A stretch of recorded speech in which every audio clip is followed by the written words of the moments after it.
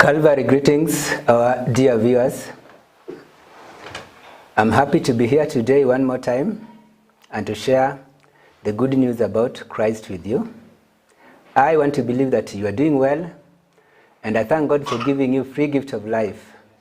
It is a wonderful morning that God has brought before us, not because that we've done something good for Him, but it's just mere grace because others did not manage to see this day. We really thank God for all that. To you, all our precious viewers, I commit you before God and I speak His word in your life. As we're going to begin, I pray that His will may take over, that I may not speak my mind.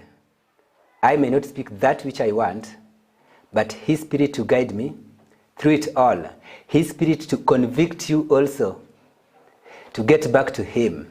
And to you who has not come to the knowledge of who He is, may His Spirit be revealed unto you and convict you to come to the life of Christ, because that is the reason why you were created, that you may live to worship God and to praise His holy name. Well, I would encourage you as well, for those who are joining us right now, that you may also be part of what we are doing by sharing our social media platforms. That is Gospel Aswan Ministries in Facebook page, Gospel Aswan Ministries in YouTube channel, Gospel Aswan Ministries in Twitter, then BBN TV found in Signet channels. We would be glad to see you doing so. Well, today I would love to discuss something about giving within restoration. You are giving within restoration. That would come from the book of Malachi. The prophetic word of God came to Malachi when Israelites had already departed from the will of God. Jerusalem had been destroyed because of the nature and the kind of lifestyle that Israel had already begun to walk in. They had decided to bring foreign gods into the pulpit of God. They decided to depart from that which God had already laid before them. And since God is loving, He is merciful, He is gracious, He remembered that one more time, that He made a covenant with David, that He will not leave them. So He brought back His word to restore the church back to Him. But many times when we speak about this book of Malachi, false preachers tend to focus in only one area, which is benefiting them. When they speak of giving, they go to the book of Malachi chapter 3, then from verse 7 and I think verse 8. Let me find out. The book of Malachi, chapter 3, verse 8 and verse 7. Let me begin from verse 8. Will a man rob God? Yet you have robbed me. But you say, wherein have we robbed you? In tithes and offering. Then again verse 9. You are cursed with a curse, for you have robbed me, even this whole nation. Bring you all the tithes into the storehouse, that there may be meat in my house. That is the only verse that they pick, and they leave the rest. Well, it's good, but what is the motive? That is the key thing. Are you for the main reason why the prophetic message came to Malachi? Because the reason why God spoke to Malachi is to restore the church, not partially, but completely back to Him. Because they had already departed from His will, He wanted them back to the foundation that He had laid with the prophet Moses.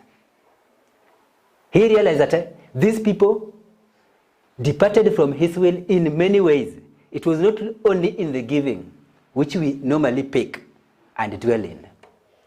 If I may begin here, in fact, God is speaking to both the fivefold ministries. God is speaking to assembly of believers as well. That is a congregation right in the church. But we do pick it and only focus on the area which he speaks about congregation. And we forget about that part which we are trying to share with them also touches on us. I want us to get to Malachi chapter 1. Let us read from verse 1, from verse 6. A son honors his father, and a servant his master. When you believe in Christ and get saved, you become a son of God. So he is your father. That is one. And when he places his gift in you to serve in one area or the other, he is your master and you are his servant. So in the area of a master and a servant, he speaks to you. In this situation, God realized that the priest had departed from the way. We are going to find out how that happened. He realized also through such teachings, the church was also misled. It was not only in giving. How did this happen? Verse 6 says, a son honors his father, and a servant his master. If then I be your father, or I be a father, where is my honor? How would you honor him? And if I be a master, where is my fear? You as a servant, do you fear your master? And do you know that God is your master? That is God speaking to the priest, the fivefold ministries. And God is speaking also to the assembly of believers. As a father to all those that believe in the word. He doesn't neglect any of the two. He speaks to both of them. Because when the fivefold ministry is in line with the word of God, then that means the entire assembly of believers would also conform to that which the fivefold ministry are preaching. And that is what God wants out of our lives. So he picks areas in which the Israelites faltered. The reason why Jerusalem was destroyed. And he's now willing to bring them back to him. How? In which area did they depart from God? Verse 7 says, you offer polluted bread upon my altar. And you say, wherein have we polluted you? The sacrifices that are brought within the church. Some are polluted. But we are not sensitive enough to the Spirit of God to realize that God does not accept polluted sacrifices. How many of you will heed to the counsel of the Holy Spirit when the Spirit of God reveals to you that which is before you as a servant of God, as a priest, as a fivefold minister, is not good before God? Though to you, you are lacking something, and if you receive this, you can go and purchase something. But is it in line with my word? I say, if the Spirit of God reveals that to you, will you obey that? Because that is what we are being reminded here. Before we go to that, which is pointing only one side, we are coming to this first. Before we bring all this to the altar for sacrifice, are they holy? Are they without blemish? Or we just accept everything that comes our way for the sake of our interest and not for the glory of God? That is one way area in which, first, who was responsible to take the sacrifices? It is the priest. It is the fivefold ministries. So, as the sacrifices are coming, God noticed that they were taking even the polluted sacrifices. And that is one area in which they departed from God. That is one area in which they were bringing the foreign gods into the pulpit and destroying the holy place. That is one. Another area. Let us go to verse 7 first. Verse 7, yes, I think we've read that. You offer polluted bread upon my altar, and you say, where have we polluted thee? In that we say, the table of the Lord is contemptible. But again, let us go to verse 8. And if you offer the blind for sacrifice, is it not evil? And if you offer the lame and sick, is it not evil? Offer it now unto thy governor. Will he be pleased with you? Praise God. First, a believer who is a child of God has come with a polluted sacrifice. And you, as someone who is supposed, a servant of God who is supposed to direct that believer and let him know, let her know that the right thing to be done is this. Anything that comes before God should be holy. And the moment it reaches here, when I now use it, I have no blame. As a servant of God, do you let them know? Do you encourage those who are doing sin? Perhaps someone is killing somebody to gain some riches, and he brings all that, and we've seen, okay, we know that this happened, yes. Or we know that some proceeds from corruptions, and the Spirit of God has revealed to us as a fivefold ministry. Then we also are aware that this happened, but again now we continue encourage them to do that. Or rather, we know very well that maybe some people, their proceeds are from evil platforms. But we encourage them to continue because I don't want to miss that which he's giving or that which she's giving at the pulpit. God is speaking to Malachi to restore the church fully. But we'll come to that in the last chapter. I'm pointing out the areas in which the Israelites had departed from the way. I'm pointing areas in which Jerusalem was destroyed. And now God is speaking to Malachi to restore back the church to him so that he may be glorified. To restore back the church to the foundation that was laid by Moses. And to prepare the church for the rapture.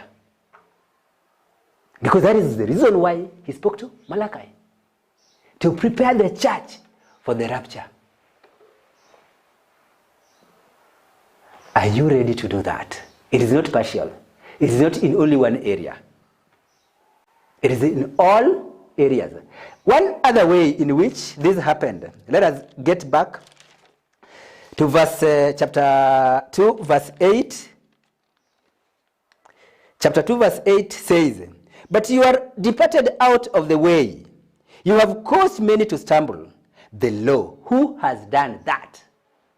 Who has caused many to stumble against the law of God? It is those who are teaching the word of God. Because we don't want to teach the truth. We don't want to teach the undefiled message of Christ. We go for paraphernalia. We initiate device fables. We respect that which we desire, but not what God wants. We are led away from God. And we want the church to believe that lie. God is speaking to us as the priest. God is speaking to us as the fivefold ministers. Before he gets back to, because when he has restored us, when God has restored you as a minister, as a servant, then the church will also be restored. Because it all begins from you. It begins with God. It flows right from God. It goes to you. Then it also flows in the life of believers. So they live in respect to that which God has spoken. So he's saying that if those who are teaching the word have deviated from the will of God, have departed from the truth, have left the way, how do you expect the church to find God? How will the church be restored and be prepared for the rapture? How will the bridegroom find them when they're still in faith? When you are not teaching them the truth. Praise God, church. Let us begin from the foundation. As we keep the law through the process and focus onto eternity. It is in absolute obedience, not partial, not giving. Because I may give, yes, but what if I miss the process? Will I be able to attain the goal that is expected of me? That will not happen. So I have to remind the church that the right thing to do is this. Whatever is happening around should all reflect the will of God, should glorify God, should magnify His name, should prepare the church for the rapture. Because that is what is in conclusion of the message of Malachi in the book of Malachi chapter 4. Before that dreadful day, God wants you to be restored back fully in all aspects, that you may live to glorify Him and be received by the bridegroom when He comes back for the church. He will not come for the defiled church. So you may be well in giving, but you miss something, like it happened in the life of those Israelites. One, offering polluted sacrifice. Second, they had departed from the way of God. What else did they do? Verse 8 says, but you are departed out of the way. You have caused many to stumble at the law. You have corrupted the covenant of Levi, says the Lord of hosts. Who have corrupted that? The priests. Because there are people who are charged with that responsibility. But now again, we are coming back again to verse, I think it's in verse 11, which says, Judah has dealt treacherously, and abomination is committed in Israel. Now he's speaking to the entire church. He's speaking to the priests as well as the children of God, the sons and the daughters of Christ, of God, the disciples of Jesus Christ. He's speaking to the church as a whole,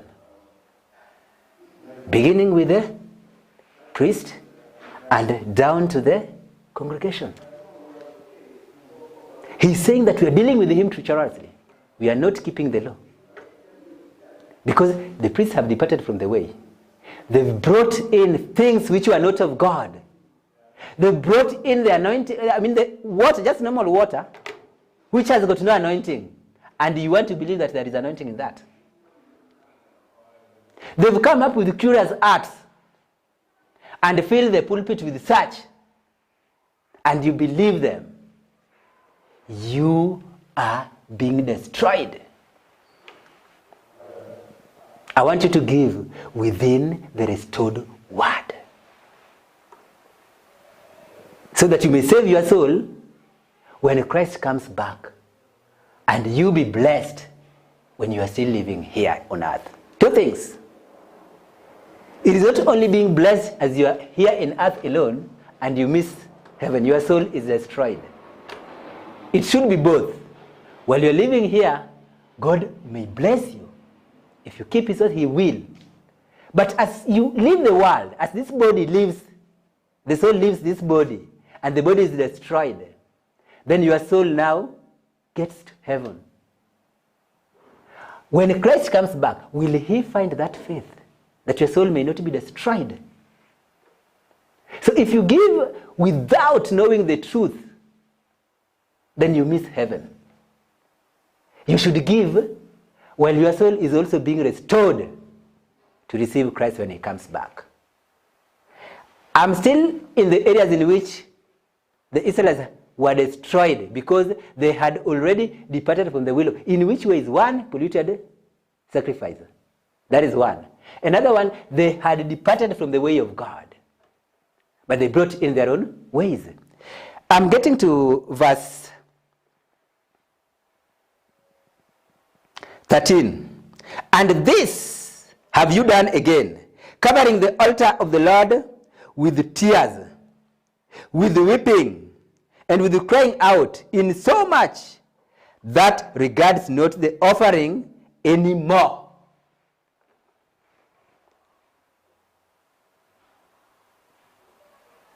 You cry a lot, you pray a lot. Yes, you cry a lot, you pray a lot. But all that zeal and passion are without the knowledge of God. Because as you are crying, as you are praying as well, the word of God also says that you should give. And you ignore that. The word of God says that you come, you pray a lot in my house and you cry, but you ignore giving. You ignore sacrificing, offering your sacrifice to God. So as you come to church to seek the face of God, as you come to church, as you asking God to do you some other things, remember some are in giving. Because if you want to be blessed materially, then you have to give. That works for everyone because it's a principle of God. If you obey that, it will work for you. That is why you will realize even someone is not even born again. He is giving generously, cheerfully, and God blesses that person. But you are coming to church, you are praying, you are crying to God every day, daily, with a lot of passion and zeal. But you lack knowledge that if you want God to bless you, you should give, you should offer sacrifice. And you don't want to do that. And you expect God to bless you materially as you're living here on earth. The word says clearly, it's not me. The word says clearly in verse 13, chapter 2 of Malachi. And this have you done, again, covering the altar of the Lord with tears, with weeping, and with crying out, in so much that he regards not the offering anymore, or receives it with goodwill at your hand. Because of your sins. Perhaps you may come well. You come, you cry, you pray, you cover yourself with all these things. You even give also. But that which you are giving, you are living in sin. Or the altar in which you are producing all those, the altar in which the proceeds that you are bringing into the house of God is not good.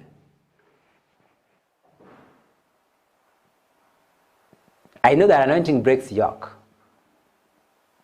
I know. But should you continue collecting proceeds from evil altar and bringing them to where God is, which is holy, even if you do that, God will not be pleased with such. Remember that it should be from the holy place, holy process, to a holy God. So examine first, is this which I'm going to bring before God, is it holy? Is it without blame? That is why we are being told also somewhere in the scripture that if someone has wronged you and you're just about to give an offering, remember first, go back and ask for forgiveness. Make your ways right with that person. Then come back and do what? Give. Complete restoration. What is the other ways in which Israelites are departed from the will of God? We've mentioned 3. I want us to continue. Verse 14. Yet you say, wherefore, because the Lord has been witness between thee and the wife of your youth, against whom you has dealt generously, yet is she your companion and the wife of your covenant. When you came to Christ, when you give your life to Christ, you become one thing with him. You get married to his ways. You get married to the law of God. You get married to himself. And you become one thing. When you marry yourself to the law of God, then you become one thing. You are crucified with Christ. And you become one thing. Any moment you begin to do something which is contrary to the word of God, you are divorcing from that marriage. Israelites did that because they chose not to obey the word of God. They left their youthful marriage and brought foreign wives. They brought foreign teachings. They brought foreign gods into the pulpit of God. And God was not pleased with such. That is why his anger fell on them and he destroyed Jerusalem. But now he's remembering the covenant that he had with David. The same thing that happened when Solomon died. Jeroboam and Rehoboam came up. Rehoboam was anointed by God, but Jeroboam was not. So God said that I will restore Israel for the sake of the covenant that I made with who? David. So he picked who? Rehoboam. The same thing that he has done now to the church, preparing the church for the rapture. Not partially, but completely. So when I come as a servant of God and I pick only Malachi chapter 3 verse 8 and 9, 10, which only focuses on how I can benefit as a servant of God. Not a servant, but now as a false servant, because I'm leaving the rest of the prophetic message which was given to Malachi to prepare the church for the second coming of Christ. And I go after what I desire. I marry foreign God. Yes, I marry foreign God if I do that. I should let the church know the truth. That before you are being restored, you should know that you had departed from the way. There is something which I picked, you picked along the way, and you left the foundation. Or there's something that you added, like what they are doing right now. The issue of stickers, the issue of water, the issue of oil, the issue of planting a seed, the issue of watering the altar. Not within the context of the scripture.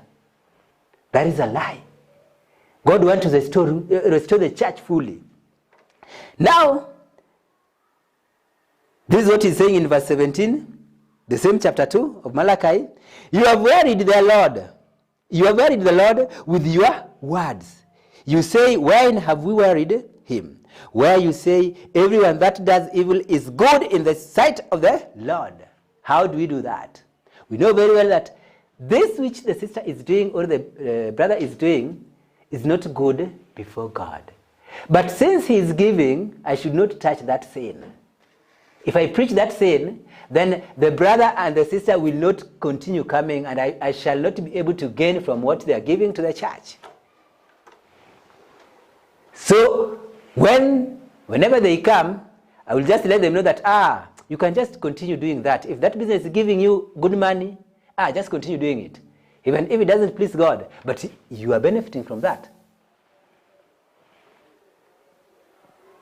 Praise God, church. God is speaking to Malachi to restore the church, not partially, not only in giving, but even in character. That your character may conform to that of Christ, because that is what Christ shall come back for. And defile the church, which is pure, contrite in heart, with a broken spirit.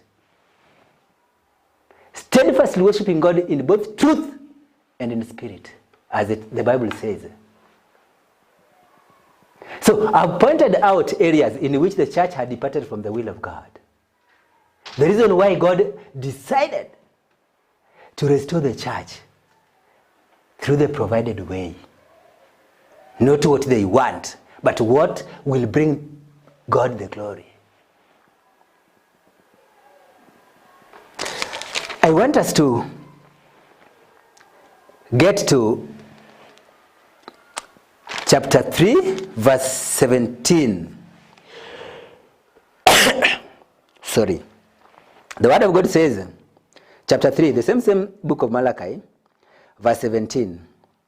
Even from the days of your fathers, you have gone away from my ordinances. You've departed from my precepts, the laws that I've laid down with my prophet Moses. Who were the prophets? Now you've gone your own way and have not kept them. And the Lord is now saying, return unto me, and I will return unto you. Praise God.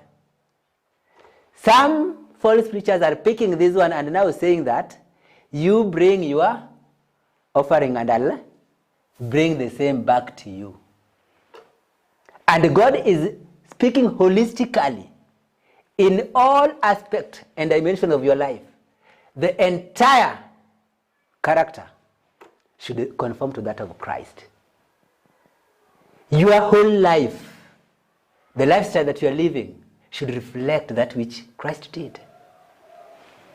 Should please God in all aspects, not only giving. So he is now pointing out that giving now, we are coming to that now. That which we always pick and we only target the congregation. But now God is speaking to us. Among other sins, forms of sins that Israelites did, which is also happening with the church today, he has pointed them out. Now another one is here. Will a man rob God? Yet you have robbed me. I want you to get to this point, having known that it's not only in giving, but it all began in other aspects as well. Your ways with God, your walk in faith, your steadfastness in following God, your steadfastness in following the word of God. So as you are coming to obey in giving, you should know that you obey every other word of God, which urges every believer to come to the full knowledge of who Christ is. Not partial knowledge, but full knowledge of who Christ is. So my character as a believer should begin from, how do I live? How do I conduct myself? How do I behave in absence and in presence of others? In absence and in the presence of other believers. Whether they are there or not, I should always keep that which I had confessed. That is faith in Christ.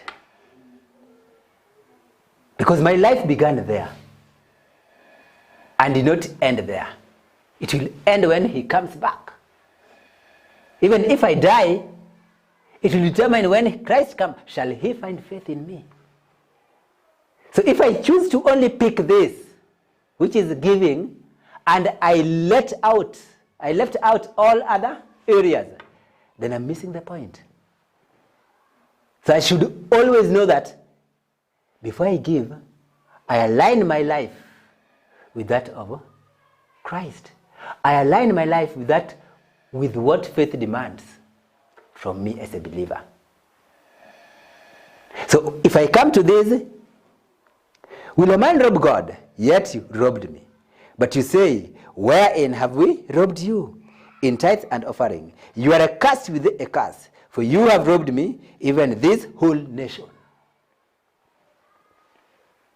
That is Israel. That is the reason why they were destroyed. But God wants to restore them. But before he restores them, he's telling them areas in which they had left God. So that as they come back, each of them should know that I did this and it was not in line with the word. And now I should now be restored back to God so that I may continue seeking that which pleases him and glorifying his name, but not what I desire only. All that I want should conform to that which he wants. by seeking him first and letting his will to take over. Praise God, church. I believe that we are learning something from this. I want to believe that you should know that your giving should be within the restored word of God. As you are giving, your soul must also prosper. And as your soul prospers, then you shall prosper in all other aspects. So let your soul prosper first in the faith, so that you may give within the context of the scripture, within the will of God. That is what God wants, so that you may not miss heaven.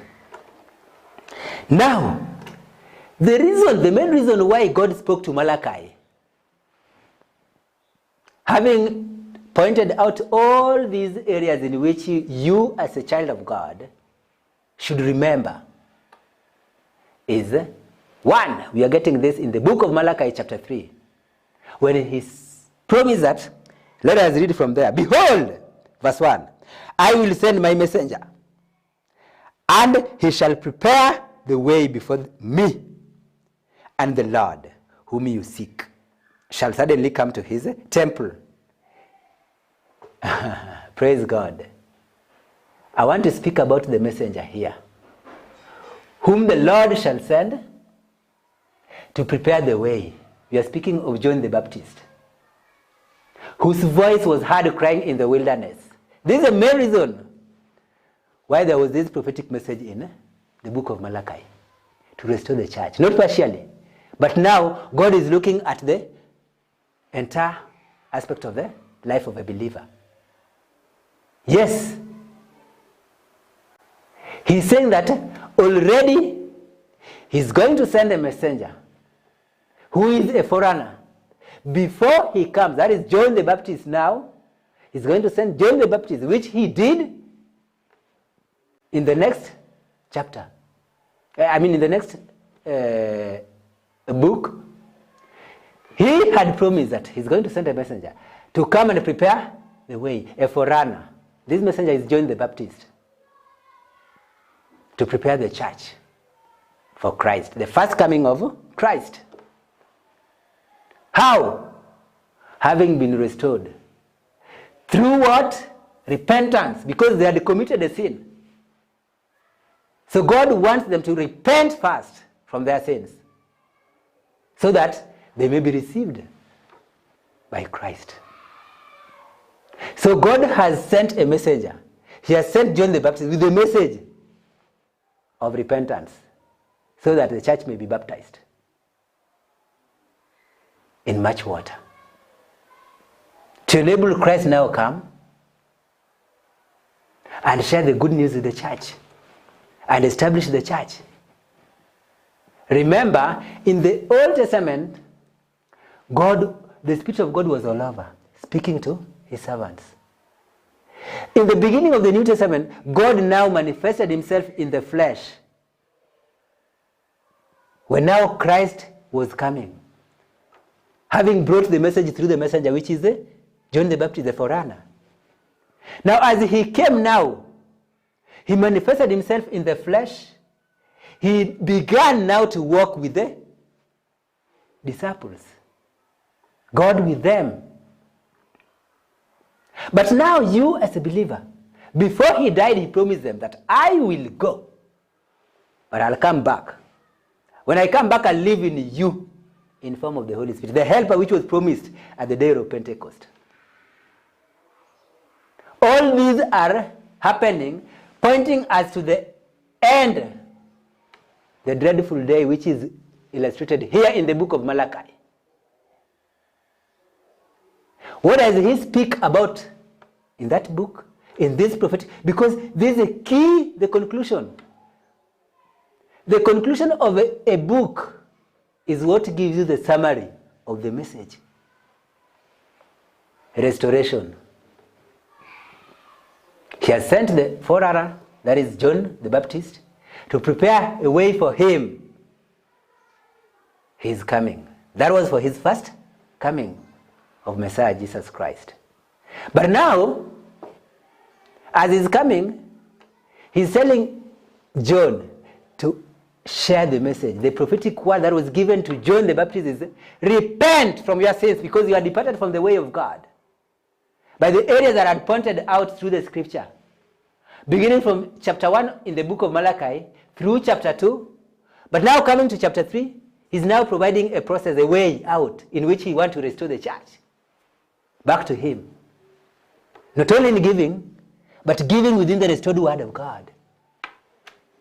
So that you may not miss, you may not lose your soul and gain the world.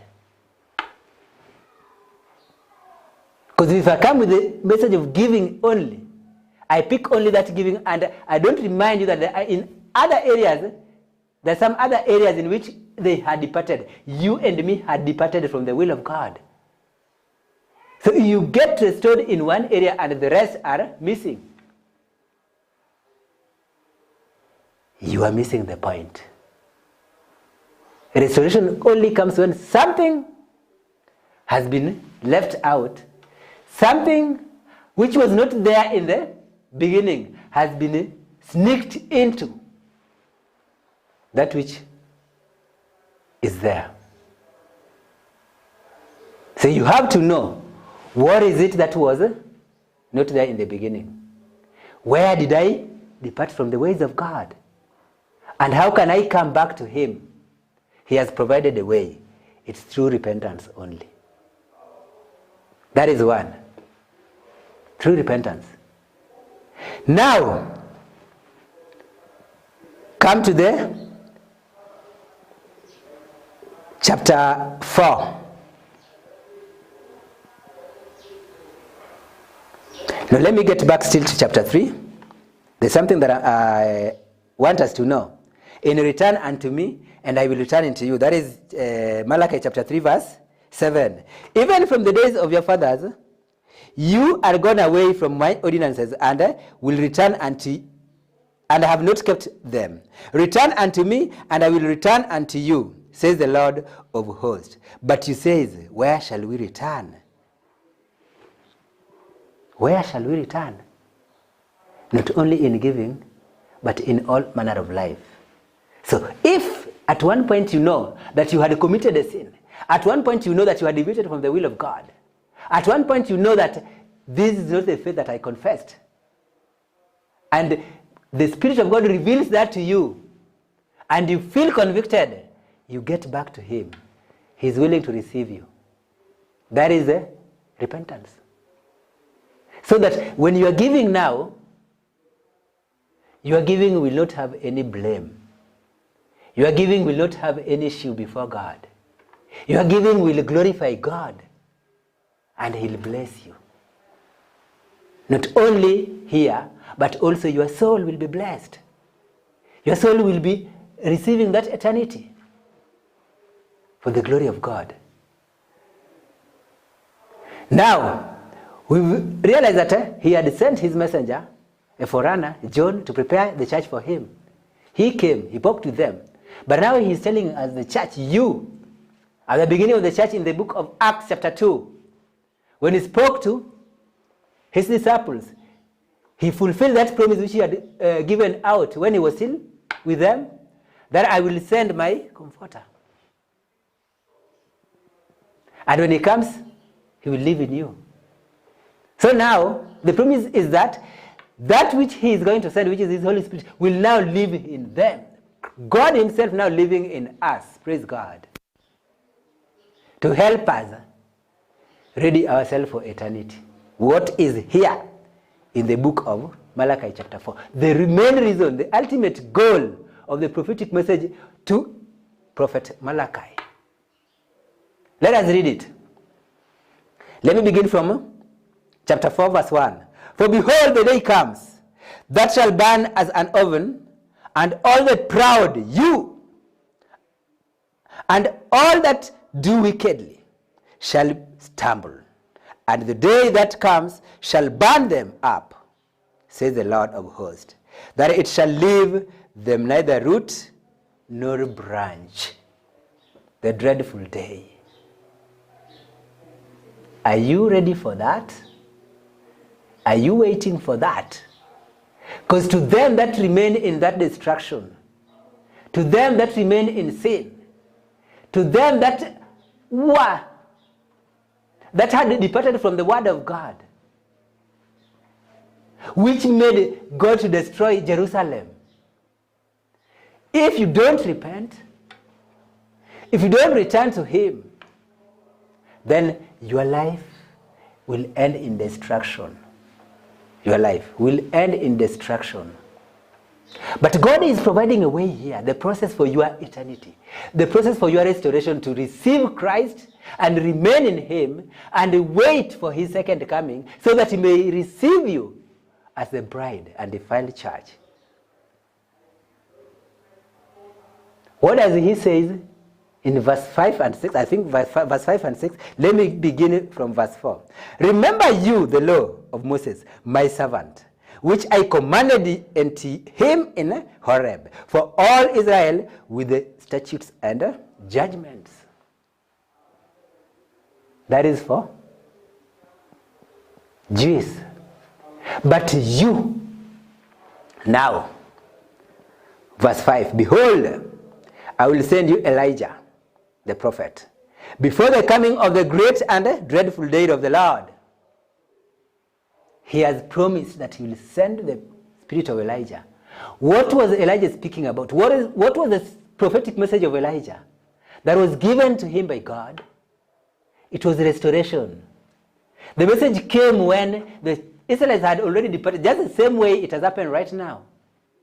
The church has departed from the statutes of God. Not only in one area, but in many areas. So when we are getting restored back to him, we don't pick areas in which we do so, but we obey the absolute message. We obey everything that he has taught us. We obey everything that he speaks through his servants. We obey everything that he says. We get back to what he wants, to bring us back to him. Oh, this reminds me in what happened in the Garden of Eden. When Adam and Hawa realized that they had sinned, they had fallen short of the glory of God, and were cut off from that intimate relationship with God. They tried to make their way back to God in their own ways. But God had provided a way out. They ended up picking the fig leaves to cover themselves, their nakedness. That was not the way. Don't think your giving will bring you to God. The only provided way is to repent so that you may give within the restored word. That as you are giving, your blessings may be working for the glory of God. And your soul is also divinely protected for eternity. That is why you are being told in the book of Malachi chapter 4 verse 5, behold, I will send you Elijah the prophet before the coming of the great and dreadful day of the Lord. And he shall do what? Turn the heart of the fathers to the children, and turn the heart of children to their fathers. To restore us back to the original. To restore us back to the message that was given to Prophet Moses. To restore the church back to the foundation that was laid by God himself. To prepare the church for the second coming of Messiah. So that when he comes back, he finds you in line with his word. Not what is happening around. Not what the devil dangles before you. Not what that you want or you feel is best for you. But that which is in line with the word of God. So I'm urging you, brother and sister, let your giving be within the will of God. We learned yesterday that your giving should first begin by identify the servant of God. Is that person before you, sharing the word of God before you, anointed servant of God? Is he in line with the teachings of the scripture? Is he guided by the Spirit of God? Is he in the line that dictates the statutes of God? Is he after the heart of God? Is he within the will of God? That is one. Then give. Give, because the word says that you should give. And you as a child of God, you should obey. And remember, as you're doing that, remind yourself of the rapture. Because that is why you are born again. That is why you are saved. That is why we are preaching this gospel. That your soul may be secured for eternity. So as you are giving, let your focus also be for eternity. Give within the context of the scripture. And align your life within the will of God. That as you are going to give, then your giving is going to glorify God. God is out with the message that he gave Malachi to restore the church. To return the heart of children to their father. To return the heart of the fathers to their children. The prophets of God. The message they had for their children. The message they had for the people of God may reach those people, the recipients. And the recipients as well may hearken unto the voice of their Father. Because the message that the fathers were giving came from God to prepare the church for the rapture. Are you ready to be raptured with Christ? Are you focusing on eternity with all you are giving and with all your manner of living, the character, the way of your life? Does it conform to the will of God? In absolute obedience, in all ordinances of God, not selectively, not what pleases you, not what you want, but what God wants out of your life, to bless you here on earth and your soul for eternity. God bless you, brothers. I believe that we are blessed.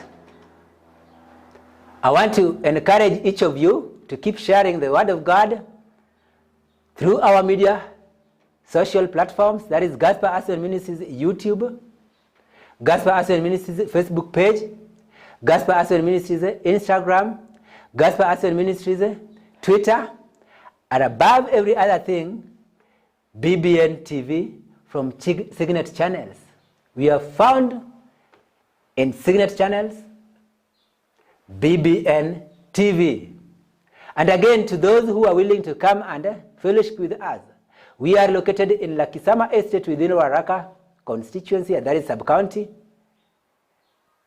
When you are coming from town, you board Matatu number 25 along Tomboya Street next to Odeon Center. Then the vehicle will bring you back to where we are, that is Lakisama Estate. Whenever you alight over there, ask where Tabernacle Church is located and you'll be brought, you'll be shown. And again, for those who are coming from those sides of Thika, you alight at Safari Park Hotel, then you take a motorbike to Lakisama Estate, and you'll find us right over there. For them that are coming from Eastlands, those sides of Kayole, Mlolongo, Pipeline, you board a vehicle that is bringing you to Kariobangi roundabout, then right over there, you'll find Matatu number 25 coming right to Lakisama Estate. When you light there, ask for Tabernacle Church. And again, you can reach out to speak to us via WhatsApp through the number 0726 058883. WhatsApp us through that number. You can also channel your contributions in form of support for the ministry, because that is one way in which you also minister. By dropping your support to the till number given right over there below the screen. I think the till number is 8267558. Till number, I repeat, 8267558. You are not coerced to give. You give because you obey. And we urge you to do so because God wants to bless you. That is one. You can use pay bill number 522, account number 634-3425. God bless you, brothers and sisters. I was your brother, Desmond Olal. I speak the blood of God upon your life. I speak the revelation of who Christ is in your life. I speak pure and defiled message of Christ upon your life. I speak the Spirit of God to take over your life and show you the right thing to do, so that you may keep his will and remain steadfast in spirit and in faith. May God bless you. Thank you so much, and I thank you once more for taking your time to